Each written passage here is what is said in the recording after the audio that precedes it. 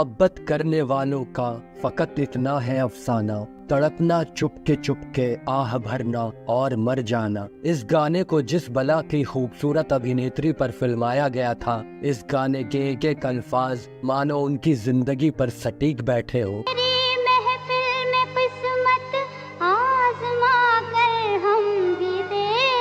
Hindi film इतिहास में अब तक की सबसे हसीन अदाकारा, जिसकी खूबसूरती पर मशहूर शायरों की शायरी भी फीकी लगती है। खुदा के लिए साहिब आलम शहजाद की को रुस्वा न कीजिए। जिसकी बेमिसाल खूबसूरती का कोई सानी न था, जिसकी अदाएं और अदाकारी के लोग ऐसे दीवाने थे कि पर्दे पर उनकी मुस्कुराहट पर अपना एक ही दिल हजारों बार हार जाते थे।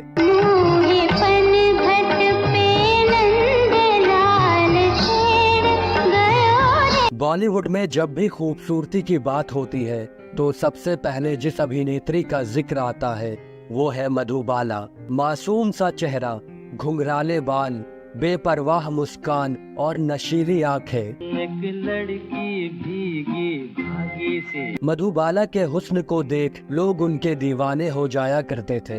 महज 14 साल की उम्र में फिल्मों में डेब्यू करने वाली मधुबाला सिर्फ 36 साल की उम्र में इस दुनिया को छोड़ गई, लेकिन उनकी अदाकारी और खूबसूरती की चर्चा आज भी होती है।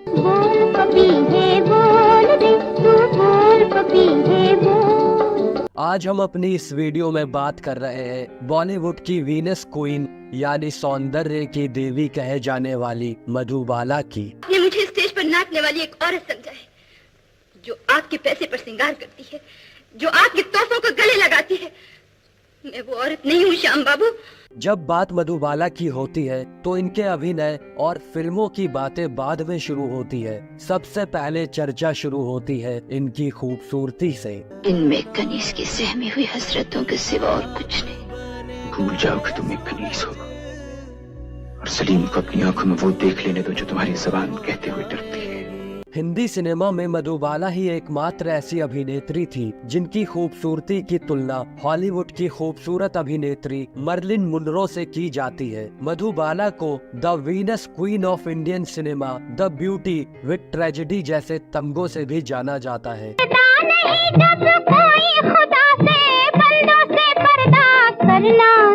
साल 1933 में 14 फरवरी यानी मोहब्बत का दिन, इसी दिन दिल्ली में जन्मी मधुबाला को मानो खुदा ने वक्त लेकर बनाया और ऐसा बनाया कि जिसे पूरी दुनिया प्यार करे, और ऐसा हुआ भी। मधुबाला की शख्सियत ही ऐसी थी कि जो भी उन्हें देखता अपना दिल हार जाता। मुझे चांद क्यों तकता है, मेरा कौन ये। बचपन में इनका नाम मुमताज जहान दहलवी रखा गया। इनके वालिद पाकिस्तान के खैबर पख्तून के रहने वाले थे। अपने माँ बाप के 11 बच्चों में ये 5वीं संतान थी। शुरुआती समय में इनके पिता पेशावर में एक तंबाकू फैक्ट्री में काम करते थे। इस नौकरी को खोने के बाद इनके पिता पहले दिल्ली और फिर मुंबई पहुंचे, जहां पर मुमताज यानी मधुबाला का जन्म हुआ। ये समय इस परिवार के लिए बहुत ही दुखद था। इस दौरान मधुबाला की 3 बहनें और 2 भाई सन 1944 में होने वाले डॉक एक्सप्लोजन में मारे गए। इस हादसे में हालांकि इनका घर तबाह हो गया, किंतु बचने वाले लोग सिर्फ और सिर्फ इस वजह से बच सके कि वे लोग किसी लोकल सिनेमा में फिल्म देखने गए थे। बचने वालों में मुमताज की 6 बहनें और माँ पिता थे। इसके बाद गुर्बत की जिंदगी से राहत पाने के लिए महज 9 साल की उम्र में इनके पिता मुमताज को बॉम्बे के विभिन्न फिल्म स्टूडियोज में लेकर जाने लगे। मुमताज को काम भी मिलने लगा और परिवार को गरीबी से थोड़ी राहत मिली। मधुबाला बचपन से ही सिनेमा के लिए काम करने लगी। मधुबाला की पहली सफल फिल्म सन 1942 में आई बसंत थी। यह फिल्म बहुत सफल हुई और इस फिल्म से मधुबाला को पहचाना जाने लगा। में दामन उलझे ना साजन, फूलों में हंसकर। जानी मानी अभिनेत्री देविका रानी मधुबाला के अभिनय से बहुत ही प्रभावित थी। उन्होंने ही मुमताज दहलवी को मधुबाला के स्क्रीन नेम से काम करने की सलाह दी। साल 1947 में आई फिल्म नीलकमल में महज 14 साल की उम्र में मधुबाला को राज कपूर के साथ कास्ट किया गया। ये फिल्म इनकी मुमताज के नाम से आखिरी फिल्म थी। इसके बाद आने वाली सभी फिल्मों में इनका स्क्रीन नेम मधुबाला रहा। कहते हैं जब कश्ती जवानी के किनारे पर आ जाए तो वहाँ आदमी नई आवाजों से प्यार करने लग जाता है। जुल्मी नजर कैसी निडर दिल चुरा लिया, जाने किस अजब से देश। सन 1950 के दौरान आने वाली सभी तरह की फिल्मों में मधुबाला अपने जलवे बिखेरने में लगी हुई थी। इसी साल आई उनकी फिल्म हंसते आंसू। वह हिंदी फिल्म बनी जिसे पहली बार भारतीय फिल्म बोर्ड द्वारा ए सर्टिफिकेट प्राप्त हुआ। गुरुदत्त की फिल्म हावड़ा ब्रिज को भी नहीं भूला जा सकता। इसी फिल्म का गीत आइए मेहरबा आज भी लोगों के बीच खूब मशहूर है।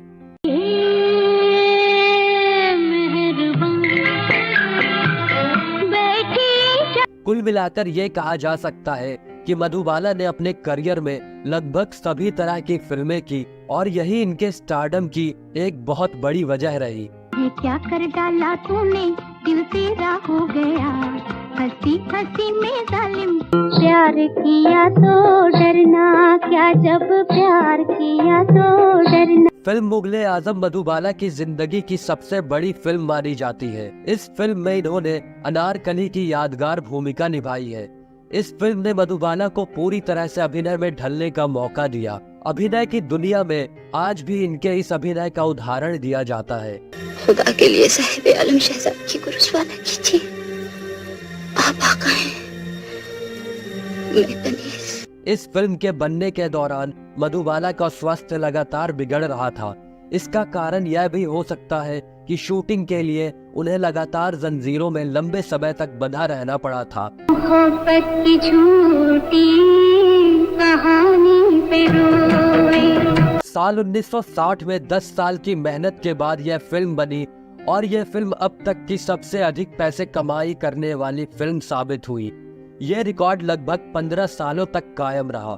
इन 15 सालों में कई बड़े सुपरस्टार्स की बड़ी फिल्में आई, किंतु किसी की भी फिल्म द्वारा यह रिकॉर्ड तोड़ा नहीं जा सका। इश्क में दुनिया लुटा कर हम भी देखेंगे, किसी के इश्क में दुनिया।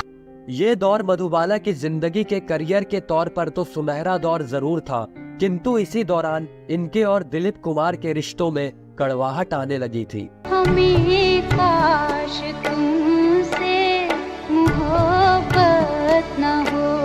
मधुबाला और दिलीप कुमार के इश्क की चर्चा तो आज भी होती है। कहा जाता है कि दोनों एक दूसरे के लिए दीवाने थे, लेकिन अभिनेत्री के पिता इस कहानी में विलन साबित हुए।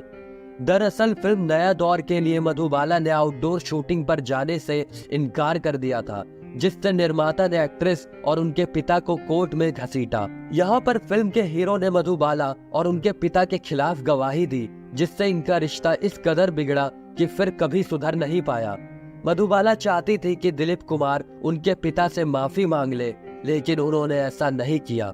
ना दिलीप कुमार ने माफी मांगी और ना ही यह इश्क मुकम्मल हो पाया।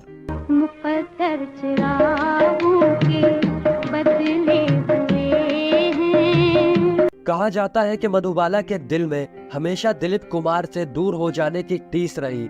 भले ही यह रिश्ता टूटने के बाद मधुबाला ने किशोर कुमार से शादी की, लेकिन शादी के बाद वो ज्यादा बीमार रहने लगी। उन्हें अज्ञात बीमारी ने ऐसा घेरा कि वो कभी ठीक हो ही नहीं पाई। आखिरी समय में उन्होंने बिस्तर पकड़ लिया तो वही किशोर कुमार ने भी उन्हें अकेला सा छोड़ दिया। लंदन के डॉक्टर्स ने मधुबाला को सिर्फ 2 साल का वक्त दिया था, लेकिन वह 9 साल तक जी गई। उनमें जीने की इच्छा थी। उनकी बहन बताती है कि वह जीना चाहती थी और इस इंतजार में थी कि डॉक्टर उनकी बीमारी का इलाज ढूंढ ले, पर ऐसा हो न सका और 23 फरवरी 1969 को मधुबाला इस दुनिया को छोड़कर रुखसत हो गई।